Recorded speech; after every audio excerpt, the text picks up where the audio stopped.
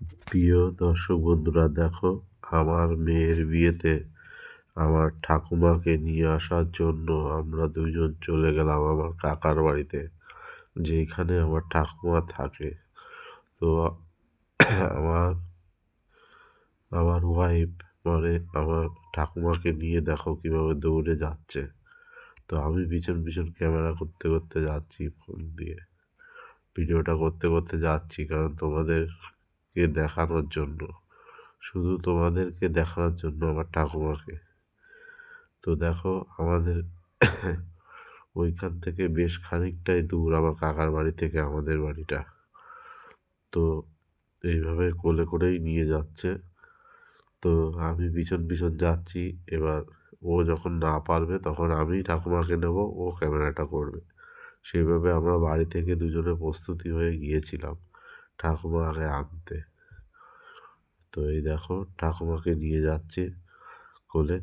এইখানে একটা মাসি বলছে, ঠাকুমাকে নিয়ে যাচ্ছিস? আমি বলছিলাম, হ্যাঁ, ঠাকুমাকে নিয়ে যাচ্ছি মেয়ের বিয়ে বাড়িতে। বলছে, খুব ভালো কথা, নিয়ে যা। তো এইখানে ও এবার হাঁপসে গেল, মানে আর পাচ্ছে না, কষ্ট হয়ে গেল। এবার ঠাকুমাকে আমার কাঁধে দিয়ে দিল। এবার আমি ঠাকুমাকে নিয়ে যাচ্ছি, আর ও ভিডিওটা করতে করতে যাচ্ছে।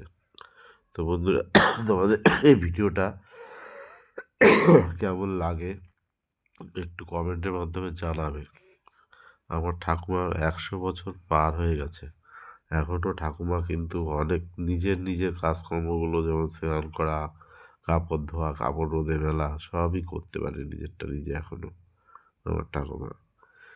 তো আমি ভাবলাম, আমার মেয়ের বিয়েতে আমার ঠাকুমাকে যদি আমার বাড়িতে না আনি, তো হয়তো আমার মেয়ের বিয়েটা অসম্পূর্ণ থেকে যায়, কোনো জায়গায় একটু খামতি থেকে যায়।